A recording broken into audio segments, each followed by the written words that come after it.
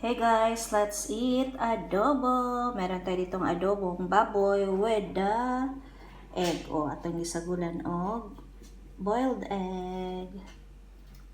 So, kain tayo guys. Favorite nyo din ba ang adobo? For sure, favorite nyo.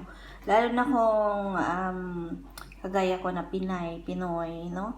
Mahilig kayo talaga dito sa adobo. So, ang sarap-sarap ng ating adobo ngayon guys. So, hinihintay ko na lang yung kanin natin na maluto.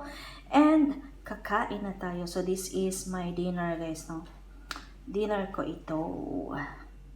So, meron na tayo ditong kanin guys. And, andito yung ating egg, syempre. Hindi mawawala. And the best talaga guys. Patawarin tayo ng ating diet ngayon. Pag adobo talaga guys. Sorry ang rice. Mapapadami talaga. Hindi ko nga dinamihan yung taba para hindi ako makadami sa taba guys eh. Sa totoo lang.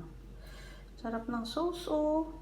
Ganito din ba kayo mag-adobo, yung pinatuyo? Hindi ko na nilagyan ng ng sili. Kasi hindi ako nakabili ng sili. Pero masarap to guys kung spicy sana. So let's eat guys. Siyempre unahin ko yung ating egg. The best talaga pag dumidikit. Tapos ganyan guys oh. Siyempre magkinamot ko uy. Pakita lang ako ninyo sa kung magkaon. Pero behind the camera magkakamay talaga ako no. So unang subo para sa inyo. Kain tayo. So dyan na kayo guys. Kaya magkakamay ako no. Hindi ako nabubusog guys pag nakakutsara lang ako. So mas nalalamian ako.